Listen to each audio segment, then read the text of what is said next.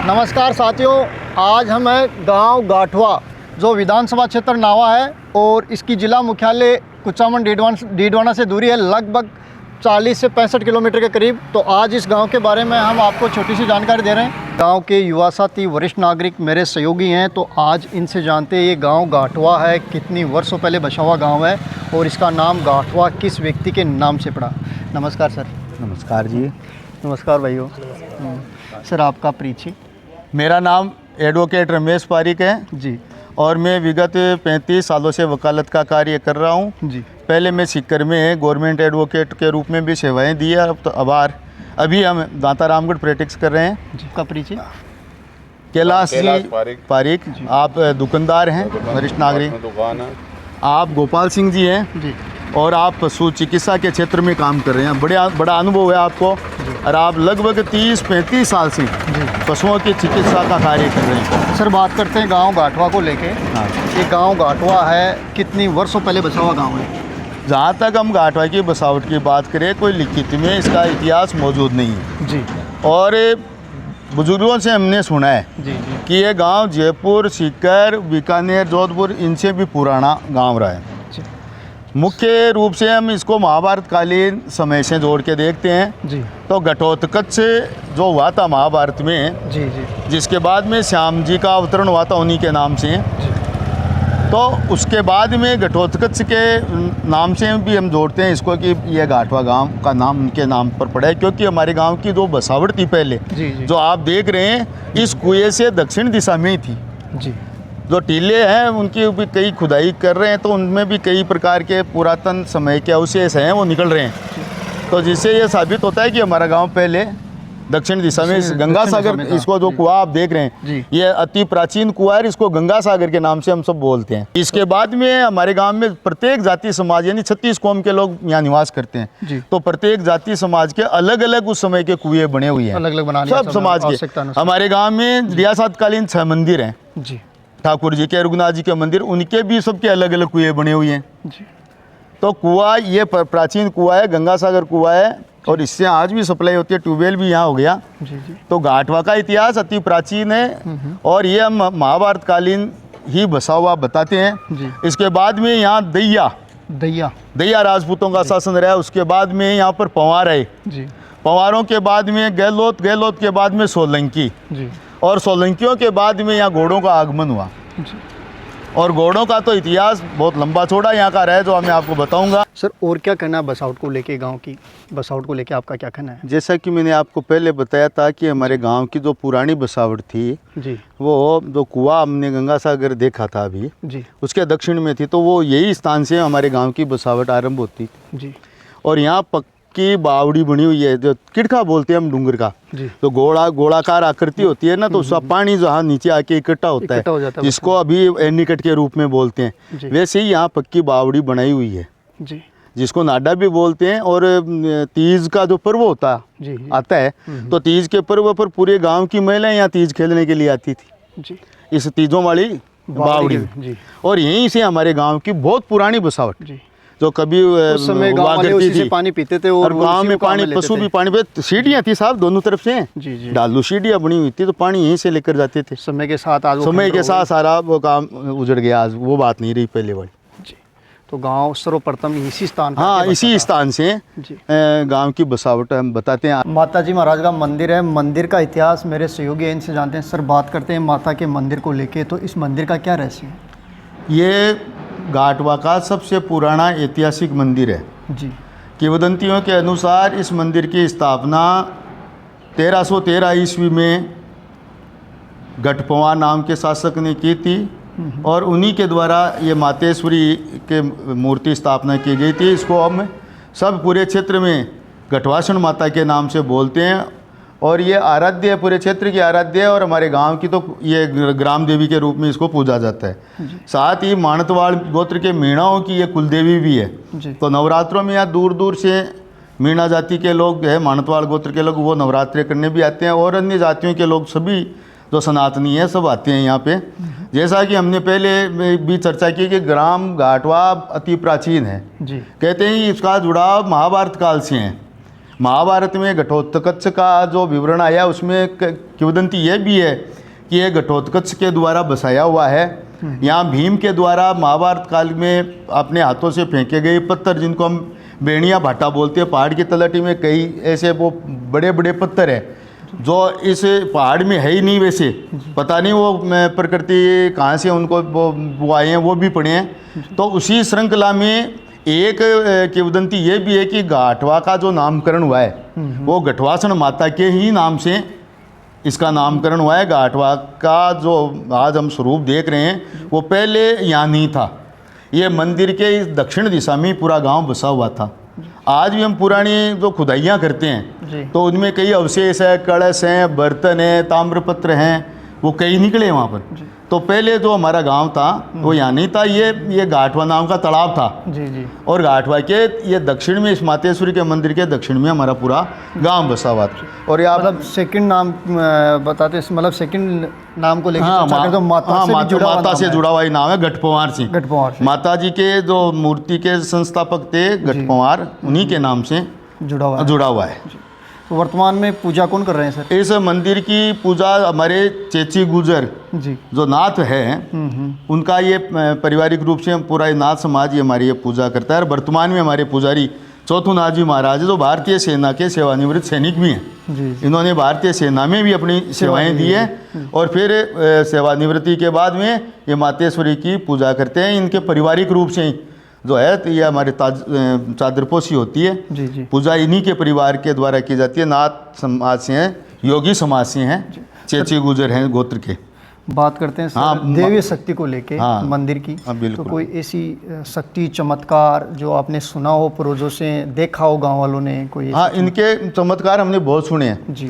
पहले कहते हैं कि जब हमारे गांव में चोर आते थे जी तो माता जी आवाज़ लगा देती थी, हेला पाड़ना बोलते हैं ना जिसको, जी कि भाई चोर आएगा रे, सतर्क रीजो, चोर आएगा, जागता रीजो।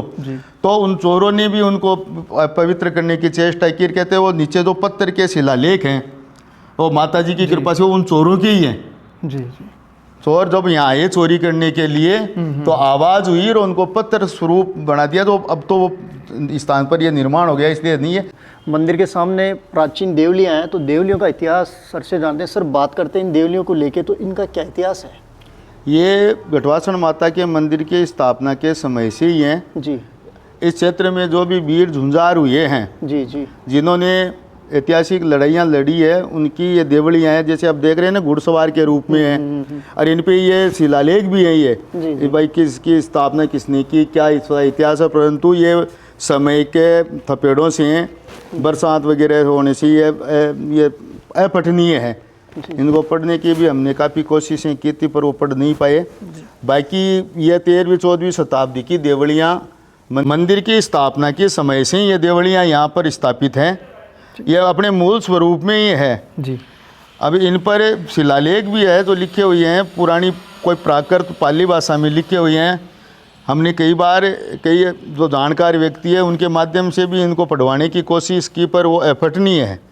पूरा हम इसका वो नहीं बता सकते कि भाई ये कब स्थापित हुई। देवलियाँ हैं, इनको देखने से तो यही प्रतीत होता है कि ये उस समय कोई जो युद्ध हुए हैं राजा महाराजाओं के बीच में, उस समय की वो वीर पुरुषों की है। जैसे घुड़सवार के रूप में ये दृश्य है, सैनिक है, ये राजा है, ये सब लूटने के लिए आए थे। और ये माता है जितनी। जी। ये भी जैसे महाराज बता रहे हैं, किंवदंती है कि ये मंदिर को लूटने के लिए कोई घोड़ों पर सवार होकर आए थे और माता जी ने इनको रोक लिया। रामदेव जी महाराज का मंदिर है, मंदिर का रहस्य सर से जानते हैं। सर बात करते हैं रामदेव जी महाराज के मंदिर को लेके, तो इस मंदिर का क्या रहस्य है? ये भी बहुत पुराना स्थान है जी। यहाँ भी ये पहाड़ अरावड़ी श्रेणी की ये पहाड़ी है जिसको हम लांबी डूंगरी बोलते हैं। जी। तो पहले ये जुड़ी हुई थी, अब तो खनिज इसमें पत्थर है, जो चुनाई का पत्थर है वो निकाला जाता है। जी। लीज है यहाँ पर। पहले ये पूरी एक ही ये डूंगरी थी जिस पर किसी संत पुरुष ने तपस्या की थी। वो कितने साल पहले थे क्या थे इसका तो हमें पूरा पता नहीं है, परंतु यह छोटा सा रामदेव जी महाराज का मंदिर था और वो जो संत थे उनकी चरण पादुकाएँ स्थापित थी।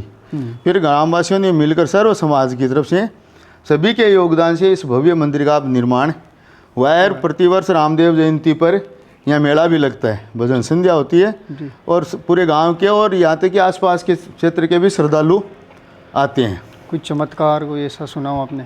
चमत्कार तो यहाँ जो आते हैं उसकी मनोकामनाएं पूरी होती है। पूजा मेघवाड़ समाज से हमारे बहादुर जी वो करते हैं और निस्वार्थ भाव से ये वो पूजा करते हैं। बड़ी साफ़ सफाई का भी पूरा ध्यान रखते हैं, अच्छी तरह से इसकी सेवा बंदगी बाबा की वो करते हैं। ये जो आप दृश्य देख रहे हैं ना, अद्भुत नज़ारा प्रकृति का जी, ये हमारे गांव घाटवा की पूर्व दिशा से रामदेव जी के मंदिर से हम देख रहे हैं जी।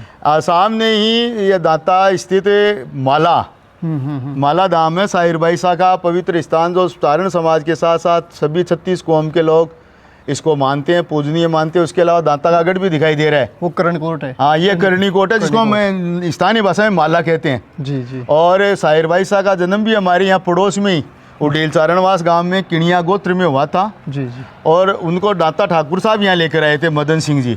और मदन सिंह जी ठाकुर साहब ने अपना शिकारगाह और 500 बीघा की ज़मीन भी इस माला को दान में दी थी, कर्णिकोट को दान में दी थी। साहिर भाई साहब आज देवलोक गमन हो चुका है, उनका बलवीर सिंह जी यहाँ की पूजा करते हैं। बहुत यात्री आते हैं, पूरे राजस्थान से आते हैं।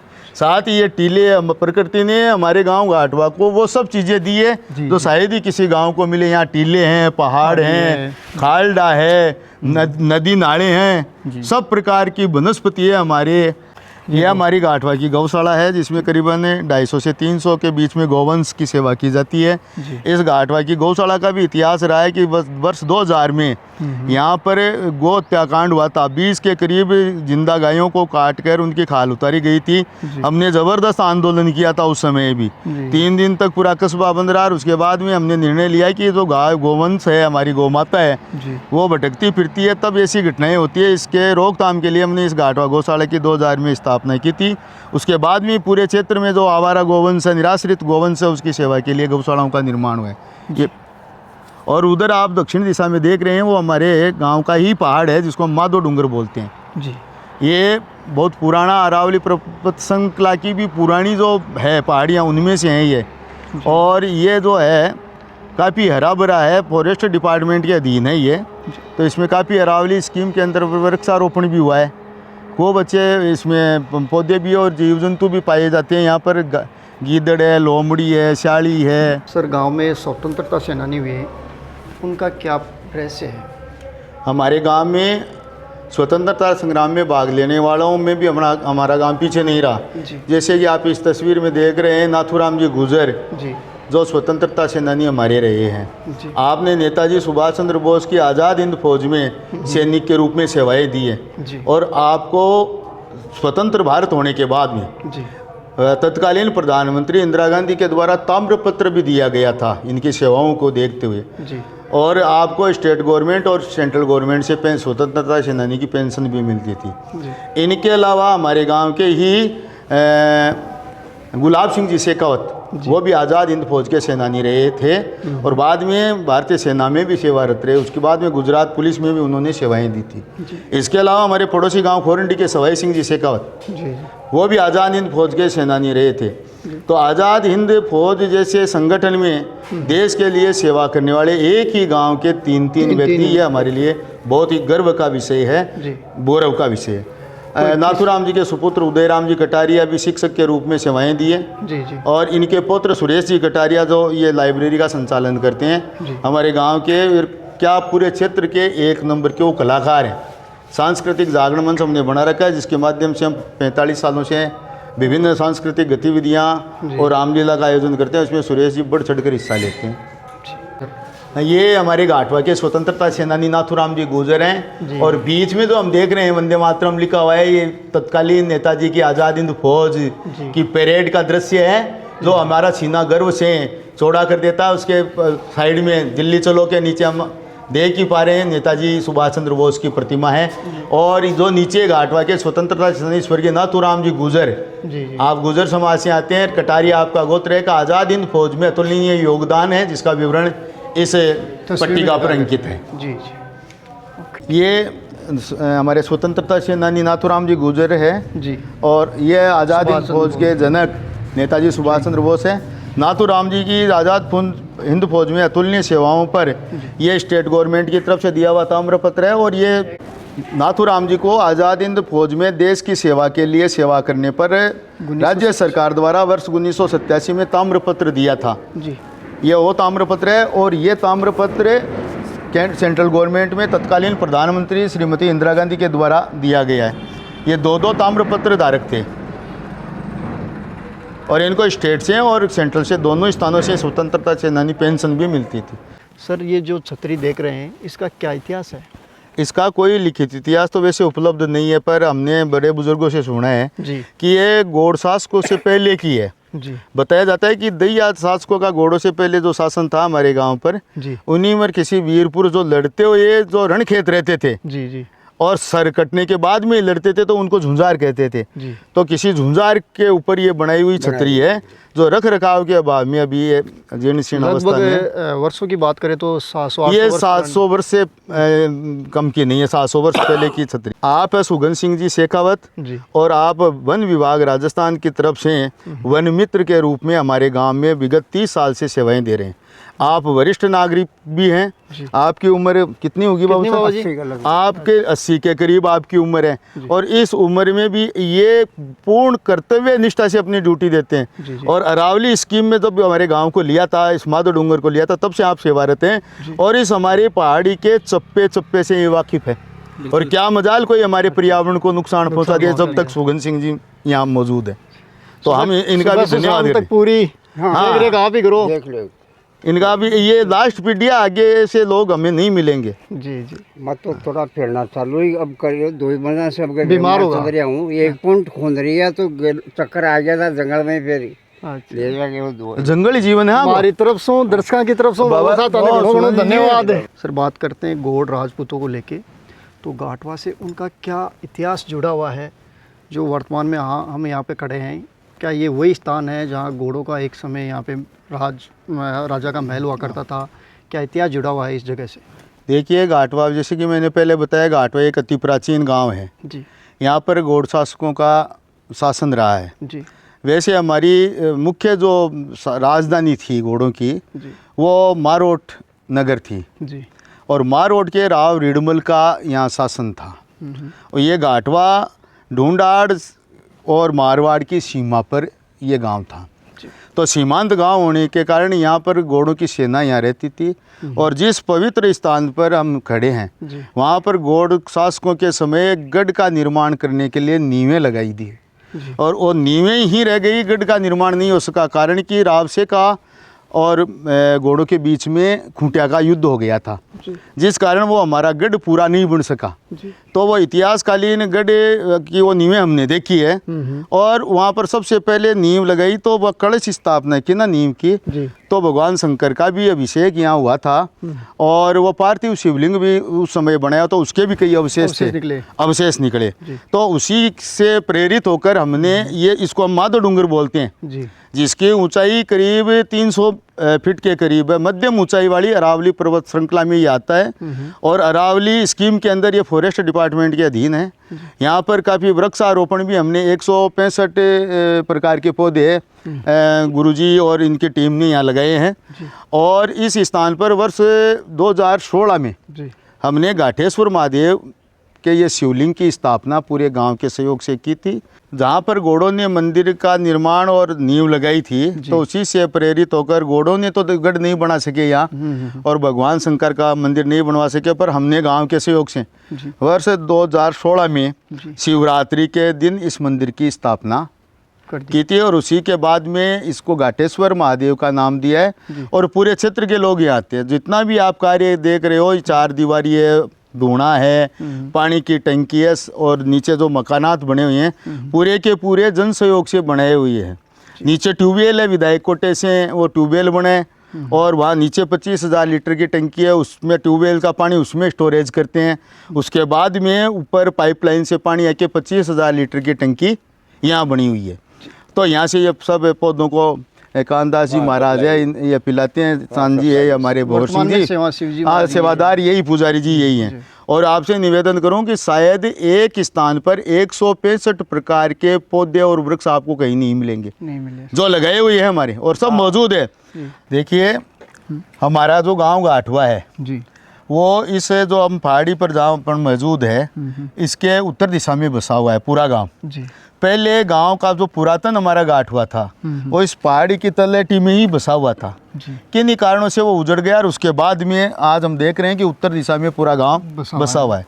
विशेष बात ये है कि इस प्रकृति ने हमको सब दिया। आप देखते हैं इधर पश्चिम की दिशा में आप देखेंगे तो टीले हैं, बड़ी पहाड़ियाँ आपको अन्यत्र देखने को नहीं मिलेगी। नदी नाले, ये बरसाती नाले हैं पहाड़ियों के नीचे। और उसके बाद में ये बड़ोई रेट के जैसे थार के मरुस्थल में टीले होते हैं, कैमल सफारी करने वाले वैसे टीले हैं, उधर खारडा है। तो प्रकृति ने हर चीज़ हमारे गांव को, प्रकृति ने ऐसी कोई चीज़ नहीं छोड़ी जो हमको नहीं दी हो। पहाड़ दिए हैं, छोटे बड़े पर्वत दिए हैं, बड़ोई रेत के टीले दिए हैं, पूरा खालडा दिया है, खेत खलियान दिए हैं, सारा हमको प्रकृति ने दिया है। हम प्रकृति का बड़ा शुक्रगुजार हैं। और साथ ही ये देख रहे हैं हमारा गाठवा जो ऐतिहासिक गाँव में, इसमें 36 कौम के लोग आवास निवास करते हैं। पहाड़ी के ऊपर मेन सीकर पे शिव जी का मंदिर है। शिव जी मंदिर के पास में ही एक बगीची है। तो बगीची का रहस्य है, सर से जानते हैं। नमस्कार सर। नमस्कार। आपका परिचय? जी, मेरा नाम भंवर सिंह बड़गुजर है जी। और राजकीय सेवा में मैं एक शिक्षक हूँ जी। और शिक्षा के साथ साथ मेरे पर्यावरण में रुचि है। जी। सर, जो ये शिव जी मंदिर है, मंदिर के पास में बगीची है, हरी भरी अनेक प्रकार के पेड़ हैं। इस बगीची का आपको कहाँ से आइडिया आया? एक तो ये बगीची है गवर्नमेंट की तरफ से सहयोग लिया गया है या गांव वालों के सहयोग से बनाई है या आप अपने बजट से? इसका थोड़ा मुझे बारीकी से जानकारी दें। जी, इसमें पूरे गांव का सहयोग रहता है। जी। पूरा गांव इसमें तन मन और धन से जुड़ा हुआ है। जी। और लक्ष्य तो यही है कि भाई प्रत्येक व्यक्ति एक पेड़ यहाँ लगाए। जी। कुछ लोग का पूरा सहयोग रहा, जी। कुछ का आंशिक सहयोग रहा और उसी से ये इस स्थान का डेवलपमेंट इस गार्डन के रूप में हुआ है। जी। और सर, आपका क्या कहना है बगीचे को लेकर? देखिए, जब हमने मंदिर की स्थापना की जी। तो हमने ये सोचा है कि अपने गांव में कोई पर्यटन स्थल नहीं है, टूरिस्ट पॉइंट नहीं है। जी। इतना बड़ा गांव है, चौमासा आता है, लोग कहाँ भ्रमण करने के लिए जाए, महिलाएं कहाँ जाए। जी। तो इसी विचार को मद्देनज़र रखते हुए हमने तो पहाड़ी पर ये जो उत्तर दिशा में जो खाली स्थान था इसको समतल करके वृक्षारोपण करने का निश्चय किया। जी। आपके पिताजी रामेश्वर सिंह जी बड़गुजर फॉरेस्टर रहे हैं, उनकी काफ़ी रुचि है जंगलात में। जी। तो उन्हीं की प्रेरणा से और अन्य लोगों की प्रेरणा से हमने यहाँ वृक्षारोपण का कार्य आरंभ किया। और यहाँ पर करीब 165 प्रकार के विभिन्न प्रजातियों के वृक्ष हमने रोपित किए। ये जो आप देख रहे हैं ना, ये बादाम है। जी। ये काफ़ी बड़ा हो गया है और देखिए आप, इस पर फल भी लगे हुए हैं। ये सर कितनी वर्षों पहले बनाया था ये बादाम तो लगे हुए हमें ये लगभग 4 साल हो गए। जी। जी। ये 4 साल पहले का ही है। जी। नीम के पेड़ की लगभग 4 प्रजातियां यहाँ है। जी। जिसमें एक बकान होता है, हम्म। एक मालाबार नीम होता है, जी। एक नीम होता है जो खारा होता है और उसको दातुन वगैरह करने में औषधि के रूप में काम में लेते हैं। जी। एक ये नीम अलग है जिसको कड़ी पत्ता बोलते हैं। इसका सब्जी बनाने में उपयोग लेते हैं, कड्डी बनाते हैं। जी। और काढ़ा वगैरह वो भी बनाते हैं? वो भी बनाते काढ़ा वगैरह भी बनाते हैं। आयुर्वेदिक के गुणों से भरपूर है ये। ये थाई का पेड़ है। जी। जिसकी सामान्य बोर से इसका फल मोटा होता है, एप्पल की तरह। हाँ, एप्पल की तरह जी। और मीठा भी होता है।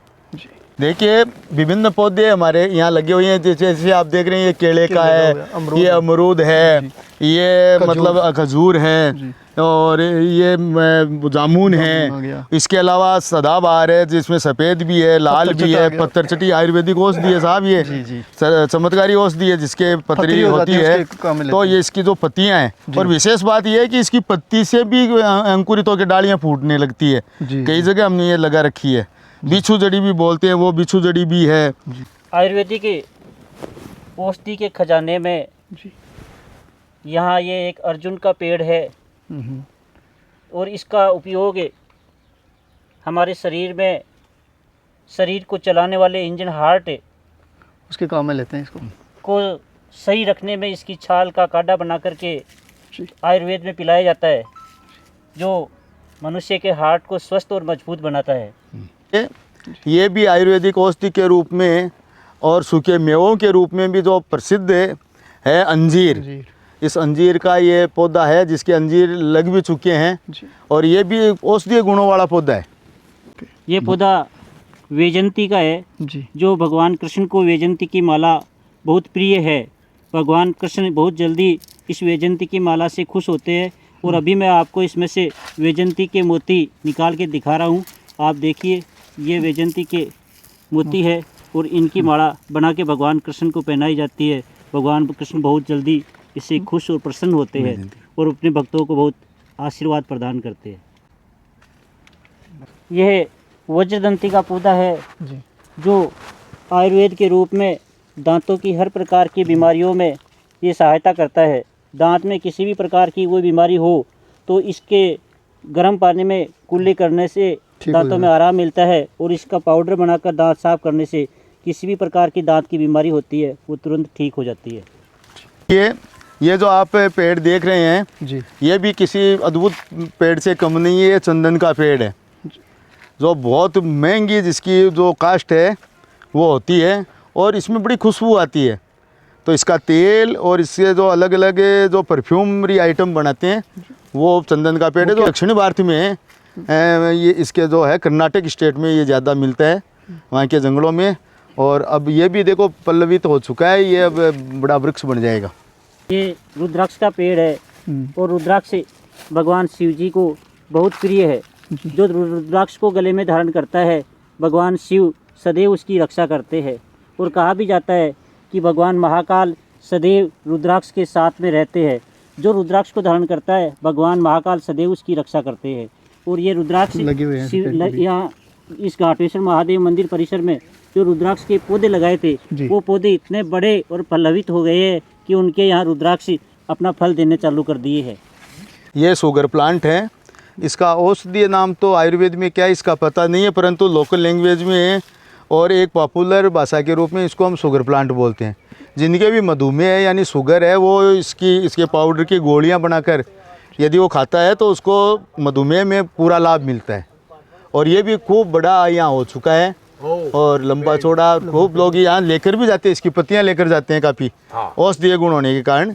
ये गुल्लर का पेड़ है जी, और ये औषधीय गुणों से भरपूर है। निमोनिया जैसी घातक बीमारी में इसके जो दूध को निकाल के और छोटे बच्चों को दिया जाता है तो तुरंत रूप से ये प्रभावी है।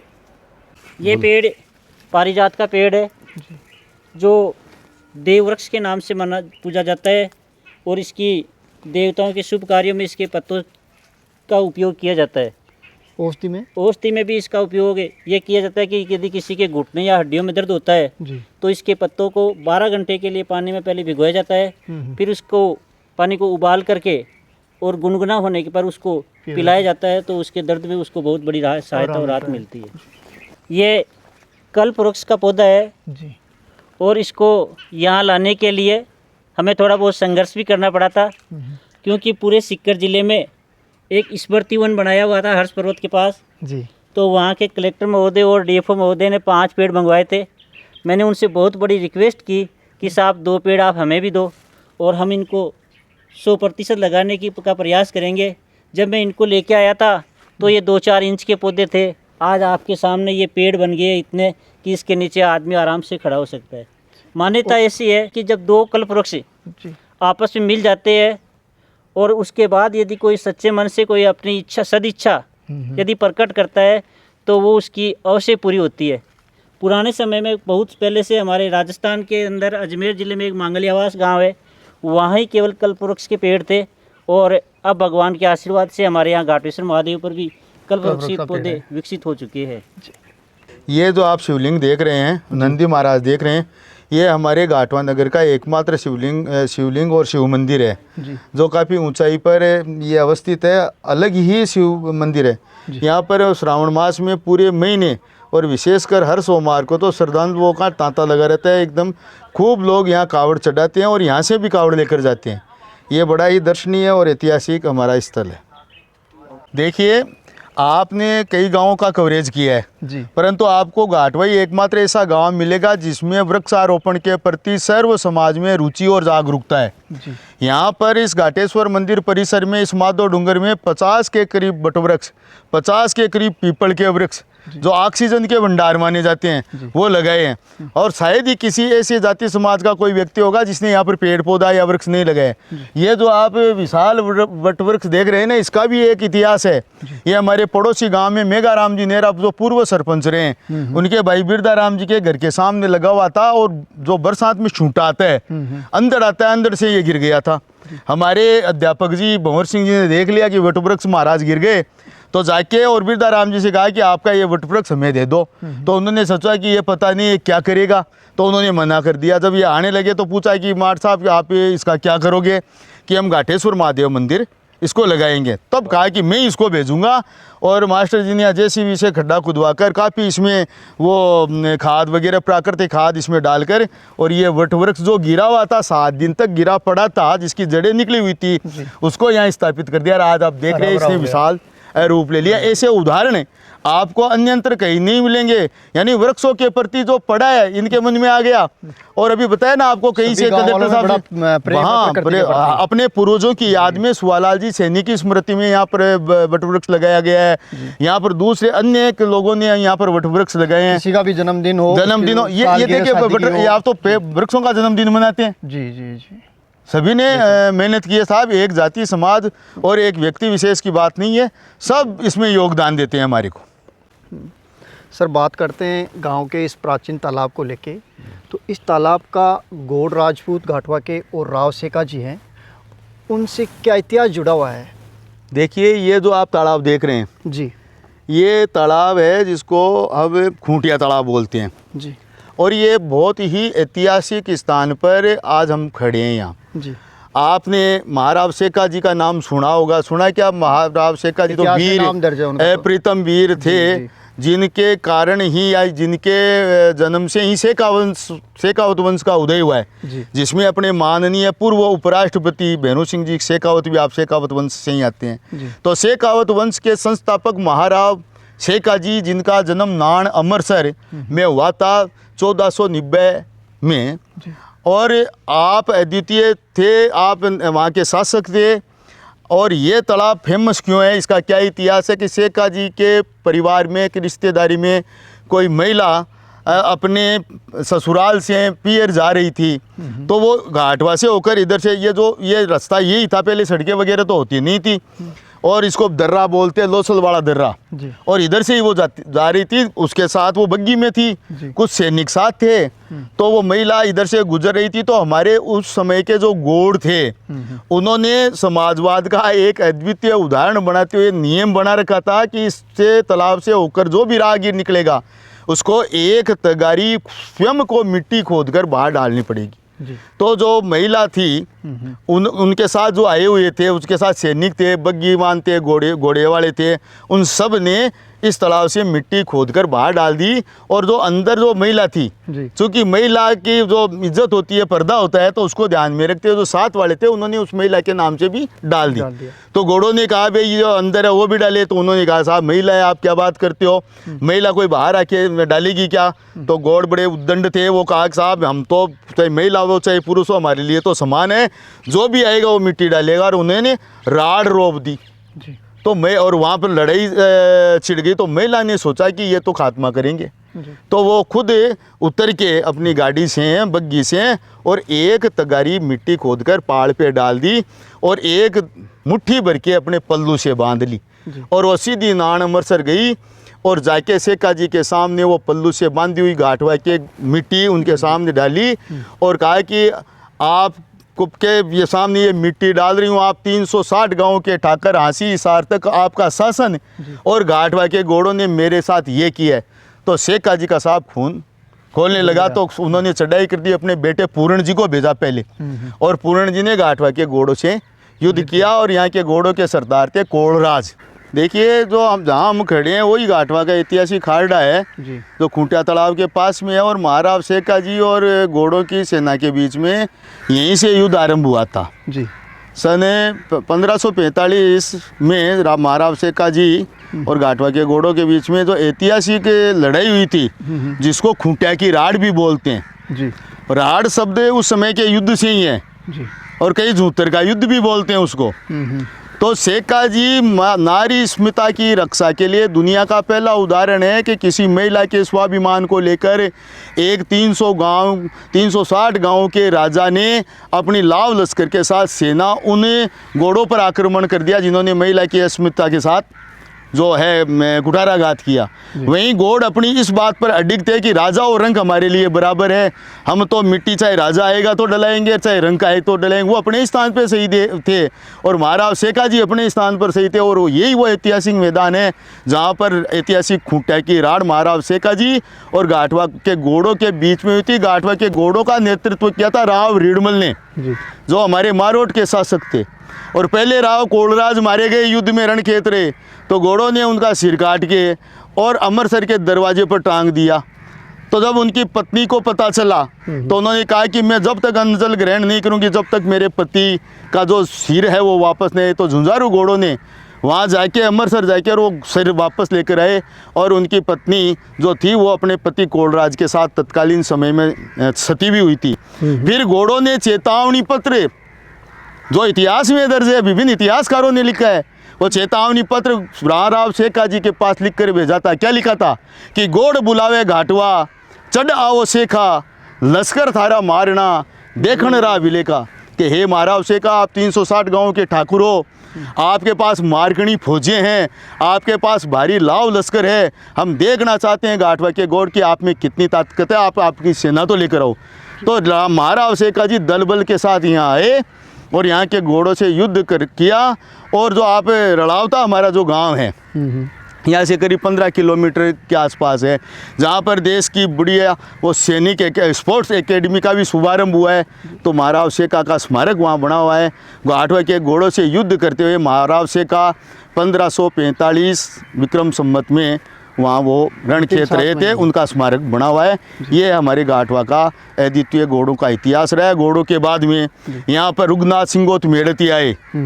रघुनाथ सिंह जी जो थे उनको राजा की पदवी थी और मारोट पे उन्होंने शासन किया। तो रघुनाथ सिंह मेड़तियों का और महाराव शेखा जी के जो वंशज है शेखावत राजपूत, उनका यहाँ पर शासन रहा। यहाँ पर नारायणपुरा ठाकुर साहब का भी बंट रहा है और मींडा ठाकुर साहब का भी बट रहा है। गाठवा एक ऐतिहासिक गांव है जिसमें ये जो भूमि हम देख रहे हैं, ये भूमि बहुत ही वीर भूमि है जिसका इतिहास दर्ज है, वीरों की भूमि है। हम सब इसको नमन करते हैं। तो ये जो मंदिर है ये हमारे जन जन की आस्था का केंद्र रहा है जी। और हमारे गाठवा ग्राम में जो 36 कौम के लोग रहते हैं सभी के लिए आराध्य है भगवान राधा कृष्ण। और प्रतिवर्ष जन्माष्टमी के अवसर पर यहाँ भव्य मेले का भी आयोजन होता है, भजन संध्या होती है, भंडारा यहाँ होता है। तो इसमें तो हमारी ये मांझी की डणी का राजस्व गांव है, इसके सारे के सारे लोग पूरे परिवार सहित यहाँ लगते हैं और बहुत ही भव्य आयोजन होता है। सर वर्तमान में पूजा कौन कर रहे हैं? ये मैं पुजारी जी है हमारे। आपका ये काकरा गांव। मेरा रघुवीर नाम है, रघुवीर प्रसाद पारीक जी। मैं 2.5-3 साल से यही सेवा कर रहा हूँ भगवान की। आपका गांव काकरा है, सीकर जिले दाता रामगढ़ में तहसील में। परिवार सहित यहाँ ये जो अपन साफ सफाई ये सारा देख रहे हैं ना, तो स्थान तो बनाना कोई बड़ी बात नहीं है, उसको मेंटेन करना, साफ सफाई करना और उसको अपने घर से ज़्यादा वो ये रघुवीर जी कर रहे हैं। और सारा काम इन्हीं के निर्देशन में होता है और ये परिवार सहित रहते हैं। इसमें आप भित्ति चित्रों के माध्यम से भगवान श्री कृष्ण का पूरा जीवन वृत्त है, उनकी रास लीलाएं हैं, उनके बाल्यकाल की जो बाल क्रीड़ाएं हैं, उनके यौवन और युवावस्था की जो कलाएं हैं, उन सब का भित्ति चित्रों के माध्यम से इस परिक्रमा स्थल पर बहुत भव्य तरीके से ये आप रखा गया है। आप देख रहे हैं ना सारी अच्छी तरह से किस पर भगवान की क्या कृपा हुई। गोवर्धन धारण की लीला है, फल बेचने वाली परिकृपा है, अपने साथियों के साथ खेल है, मनसुका उधो वगैरह वगैरह, और दूती माता के साथ जो क्रीड़ा है वो गोकुल से वृंदावन जाने की जो है, पिछड़ों से गायों से प्रेम, सब ये इधर हम गोचारण करके भगवान श्री कृष्ण अपने घर वापस गौ माता के साथ लौटते हुए हैं। ये सब भाइयों के साथ भोजन, और भगवान श्री कृष्ण ने जो जीवन है वो ग्वाल बाल जो है उनके साथ जिया है। इन्होंने सारा का सारा अपना जो जीवन है, बाल्यावस्था है, वो जो गोचारण करने वाले जो थे ग्वाले, उन्हीं के साथ अपना जीवन जिया है। सर भगवान श्री कृष्ण का मंदिर है, इसका इतिहास में और क्या रहस्य है? देखिए, जो ये मान सिंह जी की डाणी है जी, ये गाठवा ग्राम का हिस्सा है, हम इसको अलग नहीं मानते। वैसे ऑन रिकॉर्ड तो राजस्व ग्राम ये अलग है जी, परंतु यहाँ के लोग गांव का नाम गाठवा ही बताते हैं और हमारी ये कॉलोनी है ये। और विशेष बात ये है जिस स्थान पर हम खड़े हैं जी, ये स्थान मारवाड़ की नौकुटी मारवाड़ बोलते हैं, और नौकुटी मारवाड़ की एक कूट पर आज हम ये खड़े हैं। लास्ट पॉइंट मारवाड़ का है ये। और जोधपुर में सिटी पैलेस में मारवाड़ का जो नक्शा लगा हुआ है जी, ऑथेंटिक नक्शा मारवाड़ का, जी, मारवाड़ स्टेट का जो नक्शा लगा है उसकी जो एक कूट है उसमें ये गाठवा और मांझी की डाणी दर्ज है। और उस साइड में हाँ हम नौकुटी मारवाड़ की एक ऊँट है। लास्ट में हमारे इधर जाएंगे तो सीकर जिला आरंभ हो जाएगा। ये इरनिया गांव जो है, राड की डाणी है, मुंडियावास है, ये सारे हमारे सीकर जिले में हैं। और ये यहीं से नागौर और मारवाड़ परगना था और नागौर जिला था पहले, जनपद नागौर था, और उसके बाद में जोधपुर हमारा स्टेट था। आज भी हमारा हाईकोर्ट जोधपुर लगता है। यहाँ 1 किलोमीटर आगे इरनिया वाले तो जयपुर हाईकोर्ट लगता है, और मारवाड़ में होने के कारण हमारा जोधपुर हाईकोर्ट लगता है। तो ये बहुत ही मतलब हाँ मारवाड़ स्वाभिमान की धरती पर खड़े हैं आप कोई ऐसी वैसी जगह नहीं खड़े हैं। ये स्वाभिमानों की, शौर्य की, भक्ति और शक्ति की जो धरती है, मीराबाई की धरती, राणाबाई की धरती है नवाब, हमारे कर्माबाई की धरती कालवा में, वैसे ही ये घाटवा में राधा कृष्ण मंदिर है। ये परम पवित्र स्थान है, नौकुटी मारवाड़ की एक कूट है ये साहब। इरनिया धाम बालाजी महाराज का मंदिर है, प्राचीन मंदिर है। मंदिर का इतिहास है, मेरे सहयोगी इनसे जानते हैं। सर, बात करते हैं इरनिया धाम को लेके। बालाजी महाराज का प्राचीन मंदिर है, तो इस मंदिर का क्या रहस्य है? ये हमारे क्षेत्र का पुराना बालाजी का मंदिर है जी। हमारे आदरणीय पुजारी जी हीरालाल जी के पिताश्री जी, पीताराम जी, जो हमारे पड़ोस में सीकर जिले का ग्राम है इरनिया, मूलतः उसी गांव के थे। बालाजी का स्थान उनका इरनिया में ही था। तो फिर इनका परिवार यहाँ आया और पिता बाबा ने यहाँ कर ये जो खेजड़ी का पेड़ है, समी वृक्ष है, उसके नीचे अपनी बालाजी की आराधना आरंभ कर दी। तो 76 साल हो गए इस मंदिर की स्थापना की हुए। बरसी मनाते हैं, प्रतिवर्ष भंडारा होता है और हनुमान जयंती का उत्सव होता है। हमारे नावा विधानसभा क्षेत्र का सबसे बड़ा बालाजी का यदि मेला था कोई तो इरनिया धाम का था। कोरोना के कारण विपरीत परिस्थितियां रहने के कारण वो मेला बंद कर दिया है। फिर भी हमारे यहाँ पर पूरे महीने, पूरे चैत्र मास में पूरे महीने में भक्तजनों की लाइन लगी रहती है। इस मंदिर की खास बात यह है कि ग्रामीण क्षेत्र में ये काश्तकारों के बालाजी के नाम से प्रसिद्ध है। इतनी गजब की पूजा, बिना किसी लाग लपेट के, बिना किसी आडंबर के, बालाजी की आस्था से, जैसे वो बागेश्वर धाम का पर्चा निकलता है ना, वैसे ही बालाजी की कृपा से हीरालाल जी पुजारी के मुख से जो निकल गया वो ब्रह्म वचन है कि 60 हाथ पर, भैया बिहारी दास जी पुजारी आपके ही छोटे भाई हैं, तो 60 हाथ पर पानी आएगा, तो 60 हाथ पर 1 इंच नीचे नहीं, साहब 60 हाथ पर ही है। अभी भी किसी भी प्लाट में किसी को मकान बनाना हो, नलकूप भी खुदाते हैं, पानी कैसा आएगा, कहाँ आएगा, तो नक्शा बना के लाते हैं, बालाजी के यहाँ अर्जी लगाते हैं और बालाजी महाराज की कृपा से पूजा होती है, वही परिणाम है। तो जन जन की आस्था का केंद्र हमारे इरनिया बालाजी का धाम है। और आप पुजारी जी है हीरालाल जी, बिहारी लाल जी, ये मूलतः इरनिया के निवासी है और हर्षवाड़ गोत्र के जांगीर है। ये आप इस मंदिर के हमारे पिता राम जी जो थे, बाबा जी जो इस मूल स्थान के पुजारी थे, उनकी माया और उनकी भक्ति का ही परिणाम है कि आज जन जन की आस्था का केंद्र इरनिया बालाजी धाम है। और उसके वरिष्ठ पुजारी हीरालाल जी है और आप बिहारी लाल जी हैं। आप ही इसकी पूजा और इसका सारी जो व्यवस्था है ये करते हैं। इस मंदिर में बालाजी के स्थान के अलावा सभी देवी देवताओं, सूर्य मंदिर भी हो गया, पिता बाबा की वो समाधि स्थल भी है, मूर्ति स्थल भी है, सूर्य मंदिर भी है, भगवान गणेश जी का मंदिर भी है, रामकृष्ण जो चारों भाइयों का है वो मंदिर भी है, अंजनी माता का भी स्थान है, हम आपको दिखाएंगे। तो बड़ा गणेश जी का मंदिर है। ये पेमाराम जी है हमारे पूर्व वार्ड पंच पेमाराम जी मेघवाड़, और मंदिर के प्रति समर्पित कार्य करता है। तो बहुत ही पावन स्थान है। और मैं कहूँ यहाँ से लेकर जयपुर तक, अपन कहते हैं ना वो प्रचार, लालपुरा प्रचार, कालवाड़, सबके लोग यहाँ आते हैं। मंगलवार को तो यहाँ लाइन लगती थी साहब, जारी लेकर। पहले कुएं में जल आया तो सबसे पहला पानी जिसको जलधारी बोलते हैं वो जारी लेकर इस बालाजी के अर्पण करने के लिए आते थे। अब तो ट्यूबवेल का ज़माना आ गया, 4 घंटे में खो देते हैं। फिर भी लोग अपने प्लाटों की ओर की बिल्कुल आस्था है साहब, आज भी वही आस्था है जो पहले थी। ये जो आप देख रहे हैं ना चमत्कारी इरनिया बालाजी धाम का गर्भगृह है और बालाजी महाराज विराजमान हैं। और इनके सामने ही जो पीछे खेजड़ी का वृक्ष है उसके नीचे इस स्थान के जो पहले पुजारी थे पीताराम जी, स्वर्गीय पीताराम जी, वो इस खेजड़ी के पेड़ के नीचे बैठ कर ही बालाजी महाराज की अर्चना पूजा करते थे और उन्हीं बालाजी महाराज के आशीर्वाद से ही वो पूजा करते थे। वो पुराना अति प्राचीन समी वृक्ष यानी खेजड़ी का पेड़ है जिसके नीचे बैठकर पीताराम जी बालाजी महाराज की आराधना करते थे। और इसके जो ये तना देख रहे हैं ना, इसकी जड़ों से भी 2 मूर्तियां प्रकट हुई थी अपने आप स्वतः। वो आज गर्भगृह में रखी हुई है, उनकी कोई गढ़ाई की हुई नहीं है, स्वतः स्फुट थी, वो स्वतः प्रकट होने वाली थी, बालाजी महाराज की कृपा से वो प्रकट हुई थी और वो आज गर्भगृह में है। और यहीं पीताराम जी बैठकर बालाजी महाराज की पूजा और अपनी पूजा करते। यह हिरनिया बालाजी धाम में जो कुआं था, उस कुआं में पानी नहीं होने के कारण इस कुएं के ऊपर ये गणेश मंदिर की स्थापना की है। ये हिरनिया बालाजी धाम परिसर में ही मातेश्वरी अंजनी यानी हनुमान जी की जो माता श्री थी अंजनी माता, उसका मंदिर है।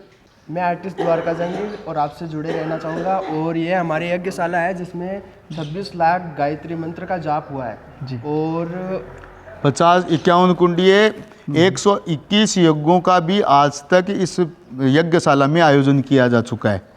परम पवित्र स्थान है, प्रतिवर्ष कई बार इसमें यज्ञ होते हैं। परमानेंट ही बना दिया मंदिर परिसर में, हर बार यज्ञ मंडप बनाना नहीं पड़ता है। अमूमन जहाँ यज्ञ होते हैं मंडप टेम्परेरी बनाते हैं, पर यहाँ तो परमानेंट बन गया बालाजी के यहाँ। श्री राम कुंड का अभी जो निर्माण हो रहा है, उससे पहले वहाँ पर धर्मशाला का स्थापना थी, उसको तुड़वा कर वहाँ पर श्री राम कुंड का यज्ञ का स्थापना हो रही है। ये हिरनिया बालाजी धाम में सूर्य मंदिर है और ये पूरे इस क्षेत्र का एकमात्र सूर्य मंदिर है। लोहागढ़ में ही आपको सूर्य मंदिर देखने को मिलेगा।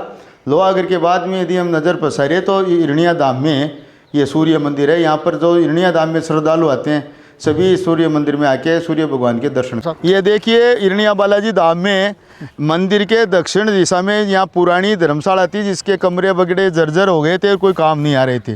तो यहाँ मंदिर कमेटी की तरफ से ये राम कुंड का निर्माण करवाया, जो आज के युग में जल संरक्षण यानी वर्षा के जल संरक्षण का एक अद्वितीय उदाहरण है। पूरे क्षेत्र का बरसात का पानी इसमें संचित होगा और 12 महीने पानी की कोई कमी यहाँ और आसपास के क्षेत्र में नहीं रहेगी।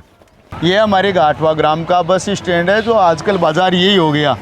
ये जहाँ हम खड़े हैं ये स्टेट हाईवे 8A है, जो फूड से पचकोड़िया, जयपुर जिले में जो पचकोड़िया है रेणवाल से आगे वहाँ तक जाता है। और एक यहाँ से जो सड़क है वो 5 किलोमीटर आगे से वो कुचामन सिटी वाया चितावा होकर जाती है। और जहाँ हमारा पूर्व में बाजार जो है दक्षिण दिशा में उत्तर दिशा में है, वो आजकल पुराना बाजार है। बाकी सारी दुकानें और सारा व्यवसाय का केंद्र ये बस स्टैंड ही हो गया। इस पर विभिन्न प्रकार की दुकानें हैं। और इधर हम देखते हैं तो आगे जो पूर्व दिशा में है 4 किलोमीटर के आगे दांता है, वो भी हमारा बाजार है। घाटवा के लोग ज़्यादातर खरीदारी करने दांता जाते हैं। उप तहसील हमारी चितावा लगती है, तो यहाँ से 15 किलोमीटर है। तहसील हेडक्वार्टर हमारा कुचामन सिटी लगता है, तो यहाँ से 36 किलोमीटर है। जिला हेडक्वार्टर हमारा डीडवाना लगता है, तो यहाँ से 65 किलोमीटर दूर है। पहले हमारा जिला हेडक्वार्टर नागौर था, जो 175 किलोमीटर दूर था।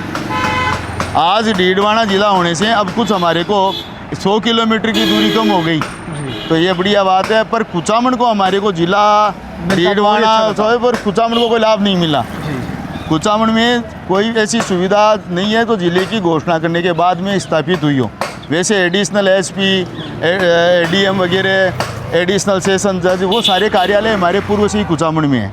ये हमारे घाटवा का मुख्य बस स्टैंड है, जहाँ पर राजस्थान राज्य पथ परिवहन निगम और प्राइवेट बसें जो सीकर के लिए, कुचामन के लिए, जयपुर, रेणवाल के लिए, पचार, काचरियावास के लिए जाती है।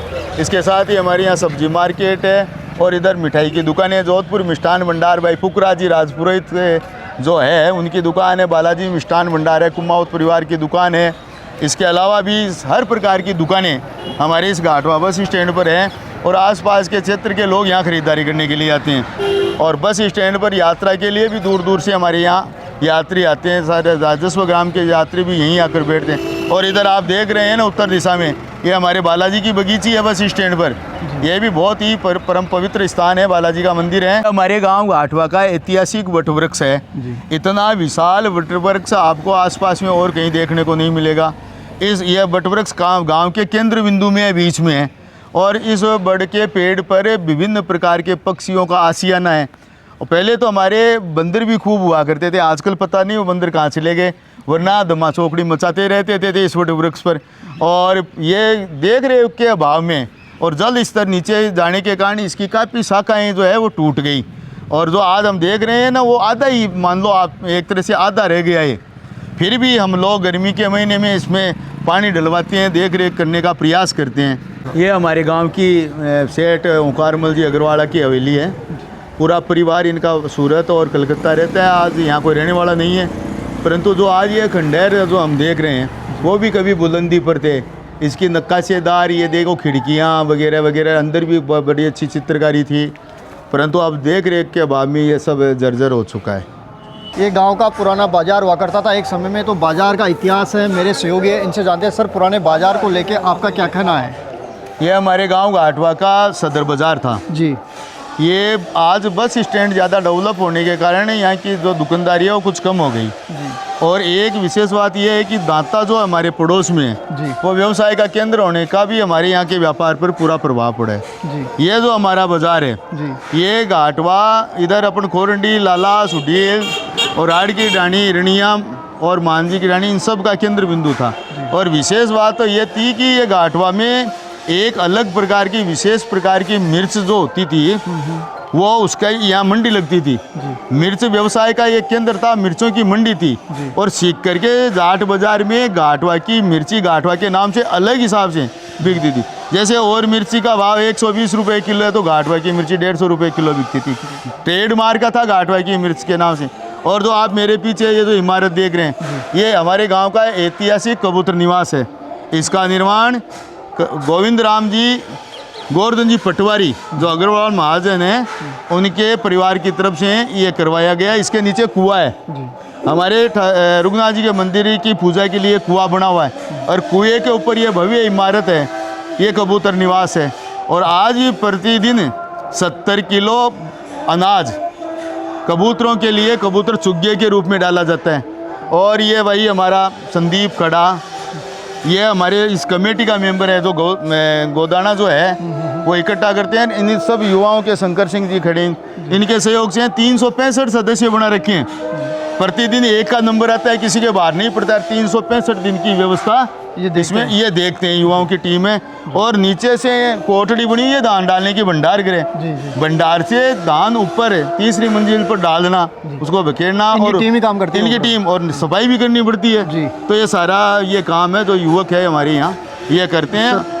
सर, बात करते हैं पुराने बाज़ार और आज का बाज़ार है। एक समय में आपके पिताजी, आपके दादाजी इस बाज़ार से जुड़े हुए हैं। आपने कोई ऐसा किस्सा सुना हो इस बाज़ार को लेके, आपके पिताजी की कोई यादें हैं आपको सुनाइए, उनके बारे में क्या कहना आप हुआ हो आज? जो मेरे पिताजी के समय की बातें थी, वो मेरे आदरणीय काका जी ने आपको सारी बता दी है। उसके अलावा भी बताऊं कि स्वयं गायत्री देवी जी हमारे यहाँ पर कोर्ट में आई हुई है। एक तरफ देखें तो यहाँ पर पहले के समय से लेकर के आज तक जिसको कोर्ट माना जाता है, मतलब यहाँ का मेन था वो था।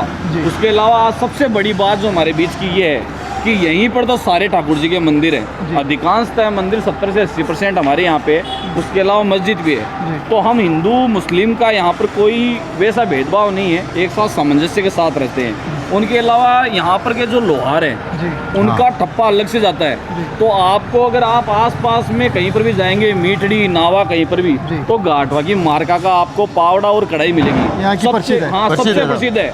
यहाँ की जितनी बड़ी कढ़ाइयाँ कोई बना ही नहीं सकता। तो आज भी यहाँ पर बड़ी बड़ी कढ़ाइयाँ बनती है। पावड़े का काम सबसे ज्यादा होता है, वो सब यहाँ पे है, जो मतलब लघु उद्योग को प्रोत्साहन दे रहे हैं। प्राचीन काल से चले आ रहे हैं, और उस परंपरा को आज भी नहीं भाई। यहाँ के जितने मणियार हैं, उनके जितने चूड़े आसपास में कहीं नहीं मिलते, और स्वयं हाथ से होता है। तो हमने हस्तकला को भी नहीं खोया है, हमारे को, हमने लघु उद्योगों को भी नहीं खोया है। और उसके अलावा हम नए नए जो इसमें नवीनीकरण आता जा रहा है, उस नवीनीकरण को भी ला रहे हैं। तो ये हमारा आसपास का क्षेत्र है जो अब पुराने की बजाय बहुत डेवलप हो चुका है। और यहाँ की जो दिवाली है बाजार की, वो बहुत प्रसिद्ध है। मतलब यहाँ की, हाँ, हम युवा लोग यहाँ पे जो दिवाली मनाते हैं वो बहुत प्रसिद्ध है। हम आपसी सामंजस्य के साथ सभी एक जगह होकर के और एक ही जगह दीपावली मनाते हैं। तो दीपावली की और राम राम का दिन यहाँ का बहुत होता है।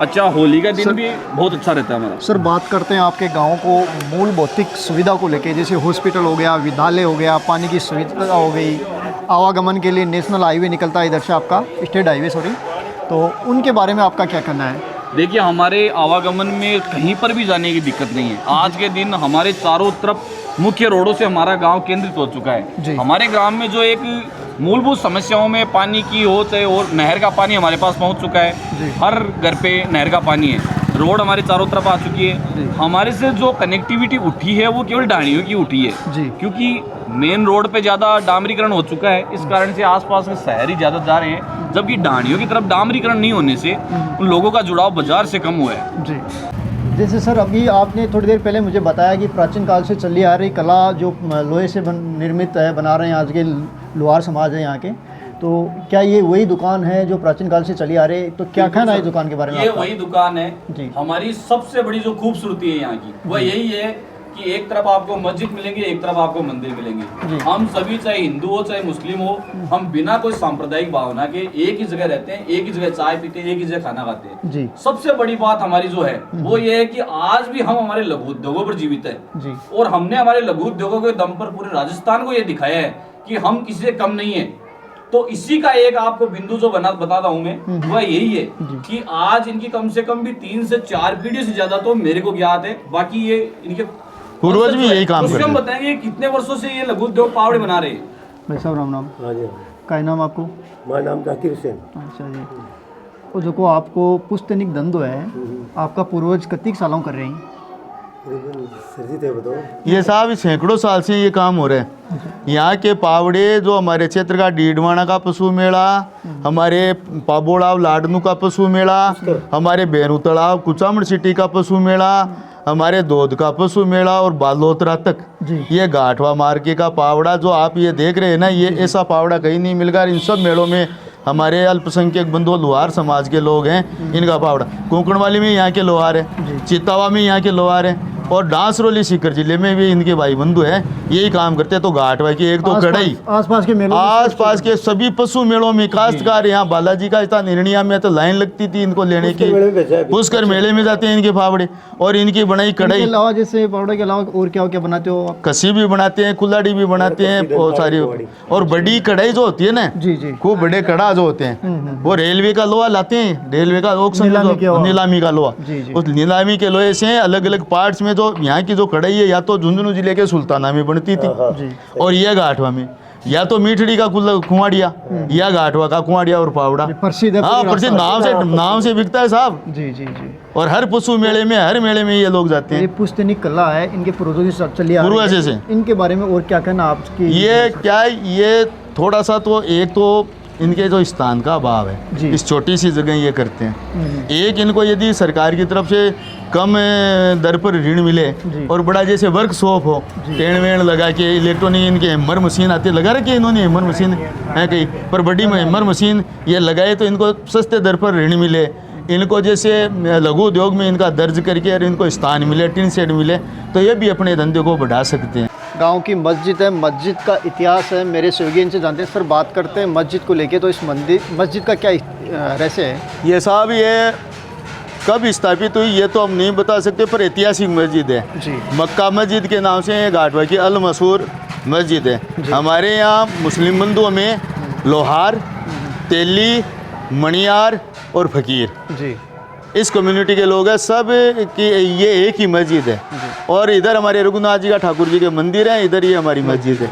अब ये भव्य रूप, पहले तो छोटे रूप में थी जी, अब इसने भव्य रूप इनके सबके सहयोग से ये इन्होंने भव्य इसका निर्माण करवाया। साथ ही इस मस्जिद परिसर में हमारे छोटे छोटे जो बच्चे हैं मुस्लिम समाज के, उनके लिए मदरसा भी संचालित होता है। तो दीनी जो तालीम है वो भी हमारे अल्पसंख्यक समाज के बच्चे मदरसे के माध्यम से अर्जित कर रहे हैं। और बड़ी गंगा जमुनी तहजीब है ये जो आप देख रहे हो ना, ये सब हमारे खेलों में, वॉलीबॉल के मैचों में, कबड्डी के मैचों में, और हमारी रामलीला में राम दर्शक के रूप में भी जाते हैं, आर्थिक सहयोग भी करते हैं, और कंधे से कंधे मिलाकर हमारा सहयोग करते हैं। कोई प्रकार की हमारे ये हीनता की भावना, ऊंच नीच की भावना ये नहीं है गाठवा में। हाँ बिल्कुल, बड़े प्रेम से रहते हैं। इनके पिताजी को हम बया काका कहते थे, हमारे को पता ही नहीं है कि नाम क्या था। घीसू का जित नाम था, घीसू का तो हमारे घीसा लाल जी होते हैं, घीसू सिंह जी होते हैं, तो बया काका कहते थे, इनके पिताजी थे।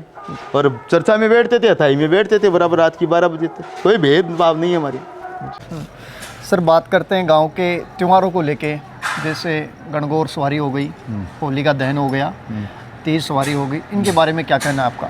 देखिए जिस स्थान पर हम खड़े हैं जी ये इस गांव का जो मूल स्थान जिसको हम कहते हैं जागीरदारों का जी ये स्थान है, इसको हम स्थानीय भाषा में कोट कहते हैं। जी और पहले हमारे यहाँ गौड़ राजपूतों का शासन था तो ये वो कोट यही था, उनकी जो है उनकी जो कोटड़ी थी वो यही थी। उसके बाद में यहाँ रघुनाथ सिंह गोत मेड़तियों का शासन रहा। जी तो हमारे अंतिम जो जागीरदार थे वो सोना नरेश का पदवी थी उनके। ठाकुर साहब कल्याण सिंह जी जो थे हमारे मेड़तिया, रघुनाथ सिंह गोत मेड़तिया, वो घाटवा के अंतिम शासक और हमारे अंतिम जागीरदार रहे हैं। और वो घाटवा के प्रथम उप सरपंच भी वो रहे थे सन 1962 में वो सरपंच। और पहला चुनाव भी उन्होंने मतलब जनसंघ के समय से लड़ा। जो ये स्थान हम देख रहे हैं ये स्थान इस मायने में भी महत्वपूर्ण है कि पहले हम जयपुर लोकसभा क्षेत्र से आते थे तो तत्कालीन समय में जो प्रत्याशी थी हमारी स्वतंत्र पार्टी की राजमाता गायत्री देवी ने चुनाव लड़ा था तो उसी ने यहीं से स्पीच दिया था। जी तो ये जो स्थान है ये हमारे घाटवे की जागीरदारों का जो स्थान है ये स्थान है। रही बात गणगौर की तो हमारे गांव में 2 गणगौर निकलती है। एक तो हम बाजार वाली कोल्डी कहते हैं उससे निकलती है और एक हमारे नीमा वाली कोल्डी। तो शेखावत जो समाज के लोग हैं, शेखावत राजपूत है, उनमें भी अलग अलग हमारे तीजा पाना वाले अलग है, हेली कोल्डी अलग है, नीमा वाली कोल्डी अलग है, आथुणी कोल्डी अलग है, अगुणी कोल्डी अलग है।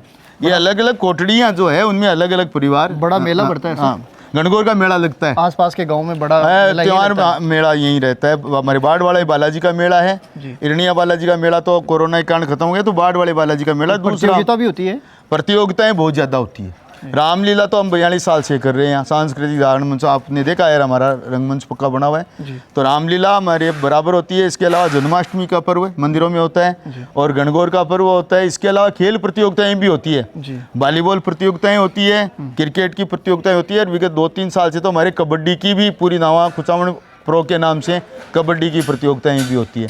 अम्बेडकर जयंती भी भव्य है और उत्साहपूर्वक मनाई जाती है। तो वहीं महाराणा प्रताप जयंती भी राजपूत सभावन में मनाई जाती है। तो सारे पर्व त्योहार और जयंती और पुण्यतिथियाँ हमारे इस घाटवा में आयोजित हम करते हैं। जी सर, बात करते हैं वर्तमान में आपके गांव का जितना क्षेत्रफल है तो कृषि को लेकर बात करते हैं तो सर्वाधिक कौन सी फसल आज के समय में उत्पादित होती है? देखिए पहले तो यहाँ की मिर्च प्रसिद्ध थी, वो तो बातें गई और मिर्च की तो क्वालिटी खत्म हो गई जी। अब पानी जल स्तर नीचे चला जाने के कारण पानी बिल्कुल ख़त्म सा हो गया है।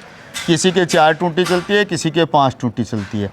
वो भी हमारे गांव में जो दक्षिण दिशा में है उधर ही चलता है। तो मोस्टली यहाँ पर जो फसल है वो सरसों की, गेहूँ, जौ यही बोते हैं। तो सरसों होती है, गेहूँ है और जौ। तो साथियों ये था गांव अपना घाटवा।